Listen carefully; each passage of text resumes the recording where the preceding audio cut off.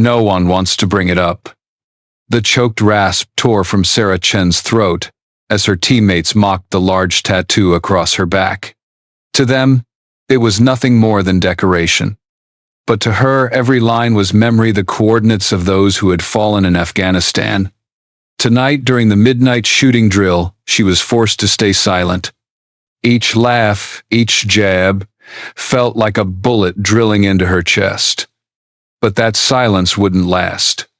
In the darkness, something was about to be revealed.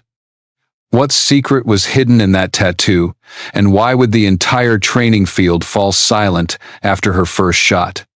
The whistle split the night. The entire firing range shook alive in a storm of mechanical sound, magazines slamming into place, metal clacking, heavy boots pounding against damp earth.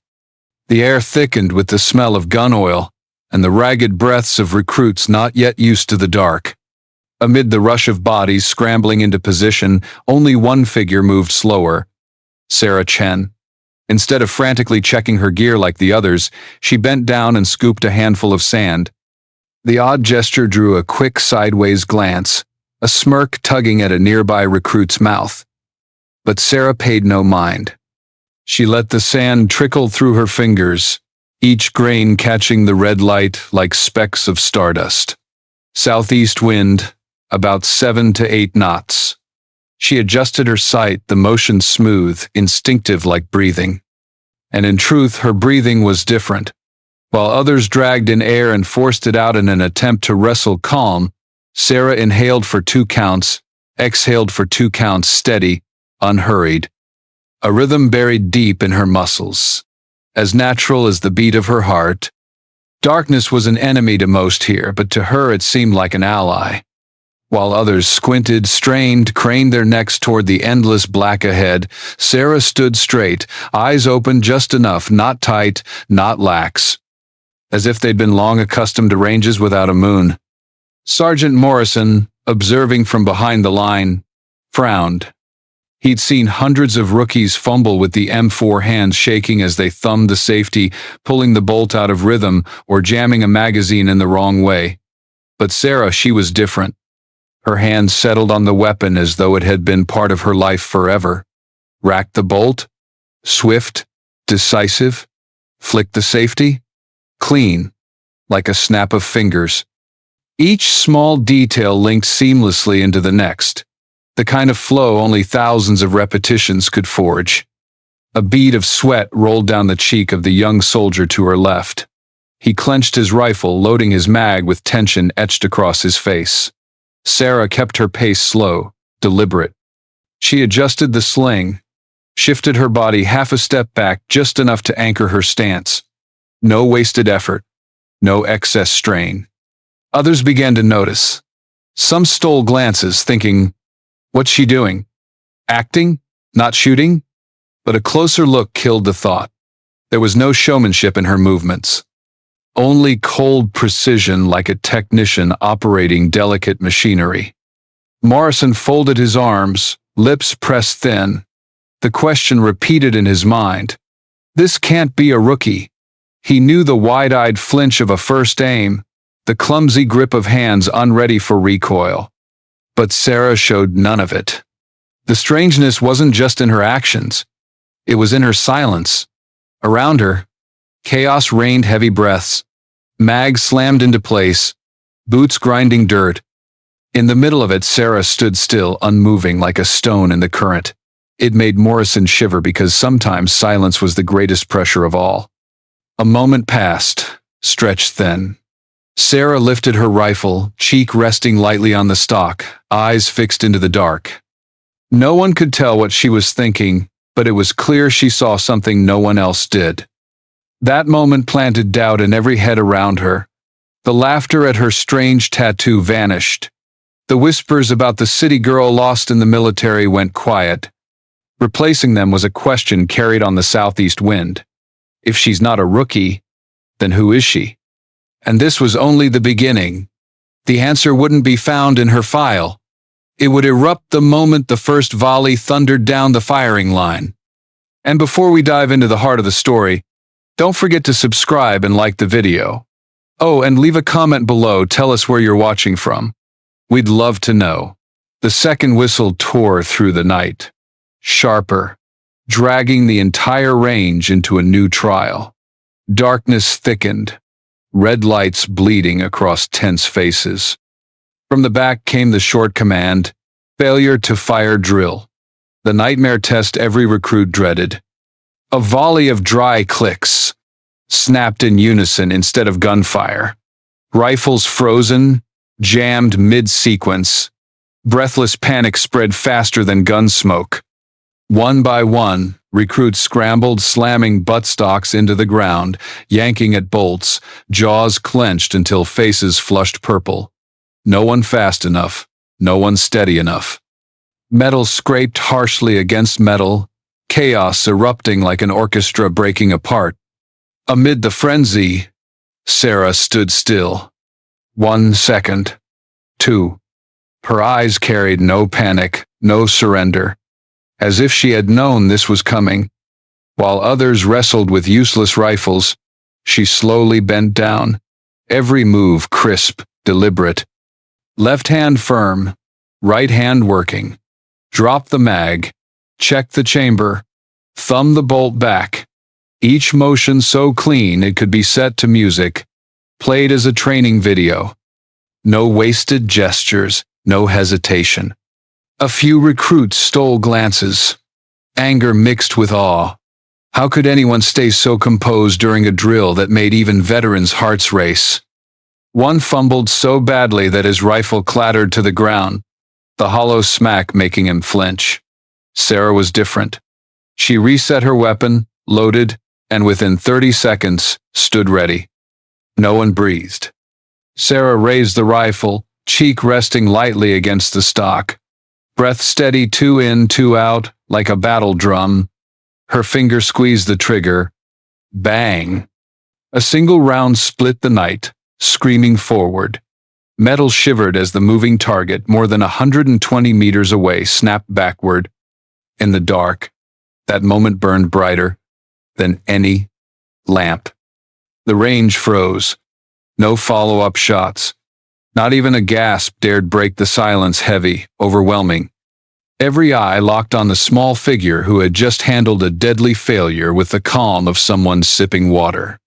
Morrison stood with arms folded behind the line, his usually stern face softened into thought. No praise, no smile. Only a nod, a rare nod, heavier than 100 compliments. Anyone who had been through SEAL training knew. A nod from Morrison meant something extraordinary. The silence lingered. A few still struggling with jammed rifles let them drop, exhaling in defeat. Their eyes towards Sarah had changed. Mockery turned to awe, doubt to wordless respect. No one said it, but all understood. What had just happened wasn't in any rookie's manual. Under the red light, Sarah remained where she was. No pride, no victory on her face.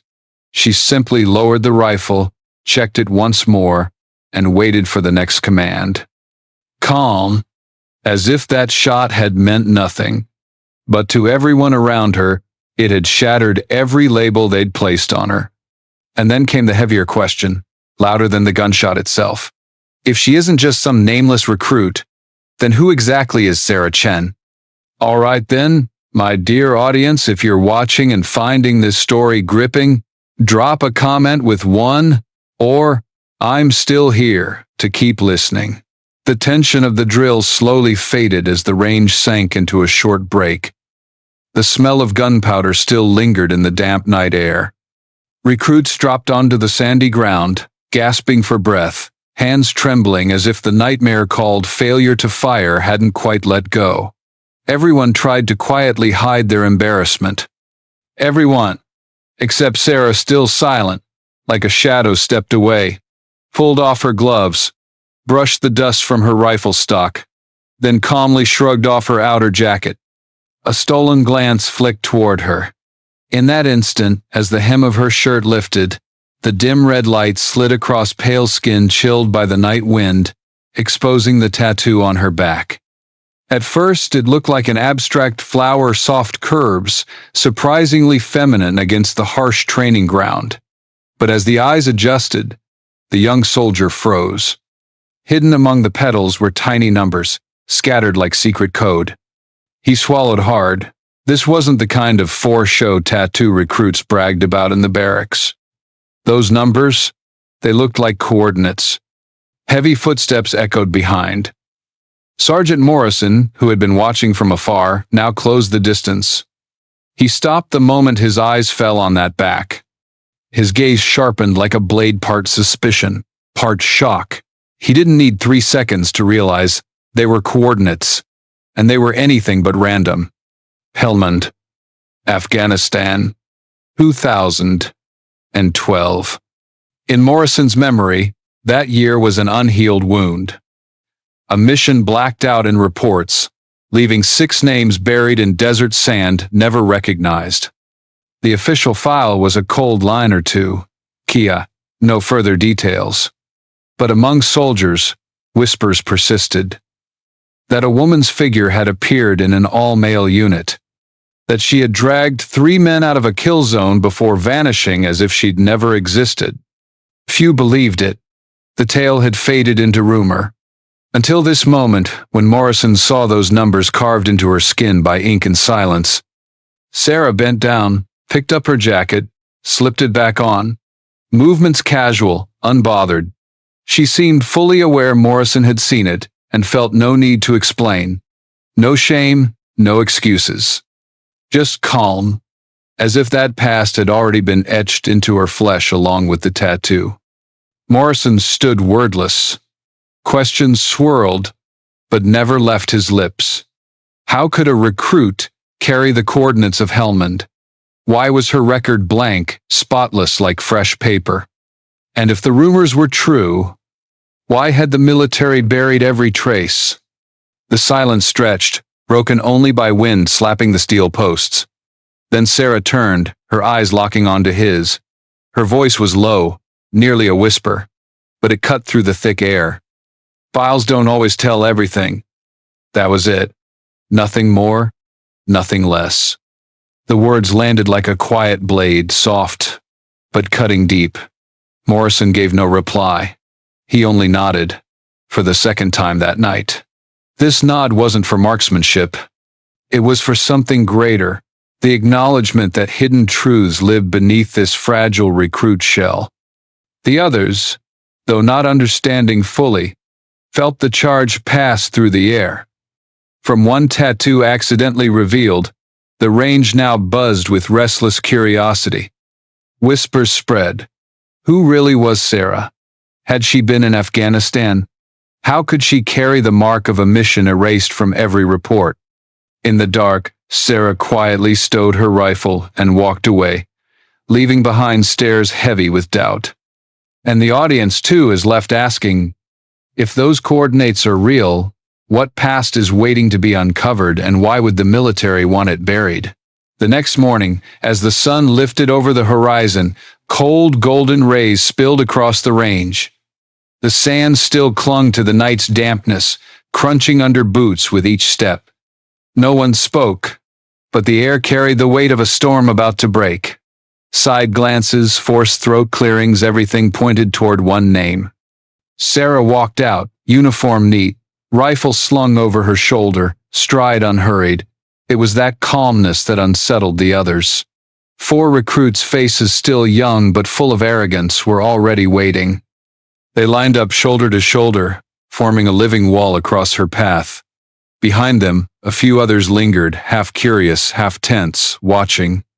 No loud challenge, just eyes, and a single line dropped like a blade. If you're really that good, prove it. 30 yards away, Morrison stood, arms crossed, face unreadable, but his gaze never leaving Sarah. This was no rookie prank anymore. This was a test, a clash where the winner would claim unspoken power, and the loser would be cast into the pit of ridicule. The rules came fast. A head-to-head shoot-off. 5 targets, set at distances from 50 to 200 meters. Whoever hit faster, cleaner won. No referees. Only the truth written on the targets. The whistle blew. The air exploded with the clatter of safeties snapping off, rifles raised, rounds slammed into chambers. All 4 recruits unleashed fire almost at once, volleys of bang cracking through the smoke. But haste betrayed them. Bullets sliced the air, missing clean. One target dropped by sheer luck, the others still stood tall. Sarah hadn't fired. She drew in a breath. 2 counts in, 2 counts out. Her hands anchored steady on the rifle stock, eyes locked down the sights. In the chaos, she seemed elsewhere in a quiet world where nothing existed but her and the waiting targets. Her finger tightened. Bang! The 50 meters target fell. Bang! The 120 meters target toppled clean. Bang! Bang! 2 more dropped back to back so fast the watchers couldn't even count. Bang! The last target at 200 meters crashed down into the dirt. All of it in 14 seconds. The range went dead still. The echo of her final shot hung in the air like a funeral bell for arrogance. Sarah lowered her weapon, no words, no smile. She just stood there, breathing steady, eyes resting quietly on the row of fallen targets. The 4 recruits froze, sweat tracing down their temples, whether from heat or the truth just revealed, no one could tell. The same ones who mocked the tattoo on her back now had nothing to say. They wanted to speak, but their throats locked shut. Morrison's mouth tugged at one corner, not quite a smile, but his eyes glinted with cold amusement. He didn't need to declare a winner. The results spoke louder than any order. And in the military, sometimes silence was the harshest verdict of all. No one dared laugh now. No more taunts. Only silence, heavy as any apology. Sarah turned away, wind whistling through steel posts, the stale scent of burnt powder still clinging to the range. She left no claim of victory, no demand for recognition. Yet, in that moment, the unspoken order of things shifted. If a simple drill could expose her true strength, then what would happen when Sarah faced a real trial where life and the secrets of her past hung in the balance? And you, my dear audience, are you still here with me? Take a moment, maybe a sip of water, then stay tuned for what's next. Comment 1 if this story has you hooked, and don't forget to hit subscribe. 2358. The red alarm shattered the night. Its thunderous blare rattled even the thick concrete walls of the base. Warning lights strobed in jagged bursts, slicing the hallway into flashes of crimson as if the whole compound had slipped into a broken heartbeat. Cadets jolted out of their bunks, dazed, eyes still clouded from half-sleep. Shouts collided with the stomp of boots, pounding the floor. What's happening? Is this a drill? No one had an answer. The air reeked of confusion. Only 2 figures weren't frantic, weren't panicked. Morrison stood at the exit, eyes cold as steel, his voice cutting through the siren. This is not a drill. Behind him, Sarah was already geared up, jacket thrown on. Tactical light clipped tight to her rifle barrel. Her stride held no hesitation. The base drowned in chaos. Recruits scattered like bees from a shattered hive, searching desperately for orders from anyone with a higher rank. Morrison just flicked his hand. Follow me. No explanation. No wasted words. They sprinted toward the storage sector. The corridor was swallowed in darkness, broken only by emergency lights pulsing every 3 seconds, stretching and snapping their shadows like restless phantoms. The alarm pounded like a racing heart, warning that disaster was already in motion. At the control hub, the screen showed neat rows of green squares, system reporting every container. Okay. Too perfect. Suspiciously perfect. Some recruits sighed in relief. Probably just a glitch. But Sarah wasn't watching the squares. She was reading the tiny, faded serial numbers tucked in the screen's corner. Her finger traced the digits slowly, as if she were deciphering sheet music in a foreign key. Morrison hovered behind her, silent, watching. Suddenly, Sarah froze. A sequence was wrong, shifted out of line, broken where it should have flowed. Small, subtle, but to someone forged in battlefield shadows, it screamed. She snapped open the paper manifest, flashlight slicing across it. The serials didn't match. Someone had swapped container positions in the system, a clean camouflage. Which meant that container wasn't where the logs claimed. It was gone. The base held its breath for a heartbeat. Then the siren wailed sharper, crueler. A missing weapons container in the dead of night meant the entire installation had just become a target.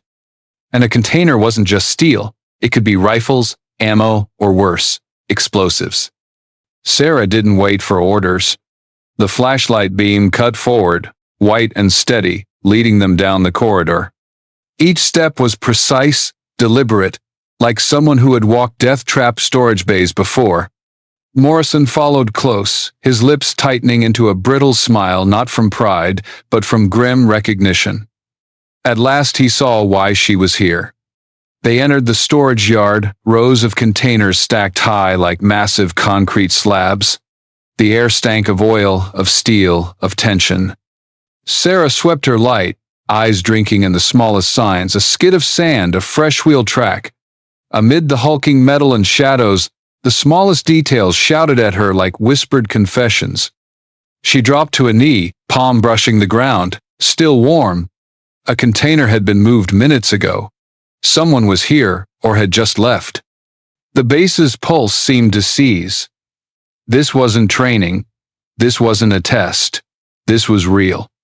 Someone had touched the weapons depot inside a U.S. base. Sarah raised her light. The beam fell on an empty gap where the container should have stood. That void gaped open like a wound, waiting to bleed. No one knew where or when. Who had taken it? For what purpose? And why was Sarah, the woman carrying the tattoo of a buried operation, the very first to uncover the trace? The alarm had faded, leaving only the urgent pulse of red lights sweeping across the metallic gloom. Inside the armory, the darkness felt thick, like a curtain drawn to conceal something unnamed. Rows of steel containers towered like silent walls, cold and watchful, as if they were observing every step. The air reeked of oil, damp iron, and the faint ghost of old gunpowder, turning the place into more of a weapons graveyard than a storage site. Sarah crouched low, her tactical light cutting a narrow beam ahead. The glare skimmed across metal surfaces, glinting like 100 unblinking eyes. She stopped, fingers brushing the electronic lock panel. No crude damage. No cracks. No debris.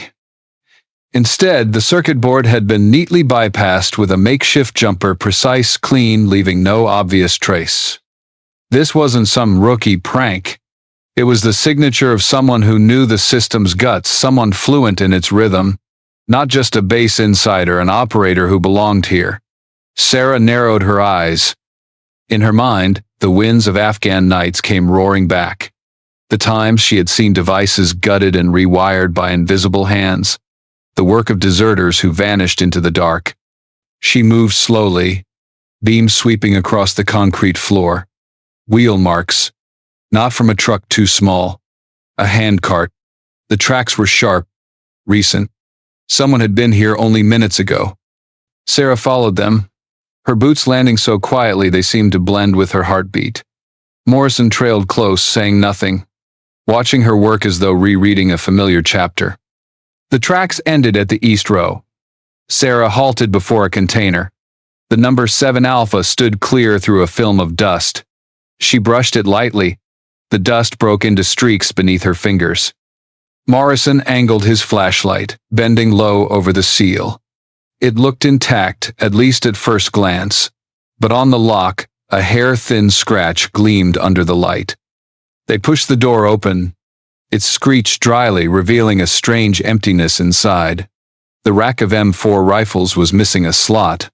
Along with it, several boxes of 5.56 rounds were gone. Not enough to cripple a base, but enough to raise the question. Why? Sarah drew a steady breath, eyes sweeping the frame. No signs of panic. Whoever took them knew exactly what they wanted. Just enough not to trigger an immediate alarm. A cold discipline. A probe. not sabotage. She knelt, gloved hands sliding over the floor. Dust smeared across her palm, but in one corner a faint sheen of fresh oil caught the light. Someone had stood there, lingering for seconds before leaving. A tiny detail yet to Sarah, it roared louder than the sirens. In silence, a thought flickered through Morrison's mind. Someone inside. Someone who knows every gap in the inventory checks. But he didn't voice it. He just watched Sarah, waiting for her to say what he already feared. Her head tilted slightly, expression unreadable. She whispered just loud enough for him alone. "This isn't an outsider. It's inside." From beyond the warehouse, patrol sirens echoed, mingling with the rush of boots sweeping the perimeter. But here, in the dark between walls of steel, the truth stood colder than any report. A shadow within their own ranks. One who had just walked away with real weapons. Where was the infiltrator now? And why was Sarah the woman whose Afghan record had been erased the first to see it? 4:12 a.m. The eastern sky had just been torn open by the faint streak of dawn. The red alarm lights were gone, replaced by a pale blue glow spreading across the training field. No more blaring sirens, no more frantic footsteps. Only the aftermath remained, the heavy silence of a night when the base had brushed close to the edge. The missing container was returned to its place. The electronic lock replaced, the makeshift jumper stripped out and sealed inside an evidence bag. The inventory list was corrected, but the small skid mark on the concrete floor, the lingering scent of oil, those were still there. Reminders that even the safest place could be breached from within. Sarah stood apart, rifle slung across her back, sweat soaking through her shirt but her posture still upright. That large tattoo, half lit by the morning, was no longer a joke in her comrade's eyes. It had become a question mark, untouched, but seen by all. Morrison stepped closer. He paused, his gray eyes as if piercing into the past of the woman before him. He was a man of few words, and this time was no different. Only one sentence, sharp and heavy as steel, hitting the floor. "It's not the tattoo that makes a warrior." Sarah didn't turn. She looked out toward the wire fence, where the first light was gilding the barbed steel. Her voice was low but steady. "It only reminds me of those who fell, and why I'm still here." For a moment, silence wrapped around them. Not silence of mockery anymore, but of agreement. Behind them, the recruits who had once jeered, once challenged, now walked slowly. No whispers.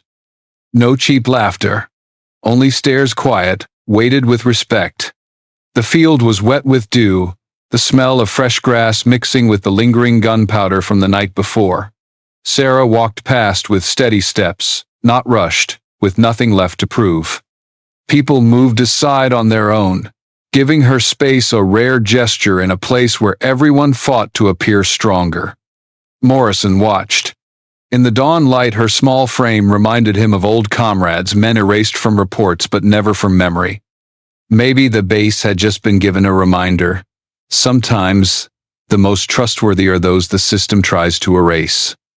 On the armory wall, a security camera still blinked, recording it all. Later there would be reports, committees, pages full of words. But what happened that night, the calm and the chaos, the eye catching what the system missed, needed no paper to prove it. It was already carved into the collective memory of those who were there. Sarah tightened the rifle strap and lifted her head one last time. The morning light swept across her face, the glow tracing every line of the tattoo. And in that instant, people understood her strength wasn't in the ink. It was in the eyes that saw what others overlooked, the hands that held discipline when everything unraveled, and the heart still carrying the names of those never written down. A new day began at the base. The assembly horn sounded in the distance, as familiar as any morning. But inside the recruits, something had shifted. They would never see that tattoo the same way again. And maybe, from now on, They would see themselves differently too, that being a warrior was not about the uniform or the rank, but about standing firm in the dark and walking straight into the dawn. How many more secrets did Sarah still keep? And if her past had once been erased, where would her future in these ranks lead? Dawn had spread across the training field, but inside many, the darkness hadn't lifted. The weapons container was locked again, the inventory list rewritten. It looked like everything had closed, but in truth, it had only just begun. Someone in this base still knew every number, every inspection step, every crack in the system, and that person had yet to show their face. Sarah walked between two silent rows of recruits. The mocking stares of yesterday had shifted into respect. But behind that respect was fear. If the very place they trained could hide a traitor, then where was safety to be found? And was the girl with the tattoo, the one who had just saved the base from a trap, the key to uncovering something bigger? This story closes with a message simple but powerful. A warrior isn't defined by rank, medals, or ink on the skin, but by actions in the hardest hours. Sometimes, the person we underestimate most is the one with the strength to hold everyone together. For many viewers, this is more than a military tale. It's a mirror for life. In work, in family, in community, calm, discipline, and loyalty are what truly define who we are. And like Sarah, each of us carries memories, losses, and invisible scars. But it is those scars, not what others see on the surface, that become the real source of strength. Yet one question still hangs: who broke in? And how will Sarah's erased past return to confront her present? That answer will only come in part 2. If this story touched you, share it right now with friends and family, especially those living and working in America. Maybe they'll also see a piece of themselves in that silent soldier. Don't forget to leave a comment below. What do you think about Sarah? And do you want me to tell part 2? Hit subscribe, ring the bell, so when part 2 drops, you'll be the first to know. Because I promise, what you've just seen is only the tip of the iceberg. And if you walk away now, you might miss the secret that could shake the entire base.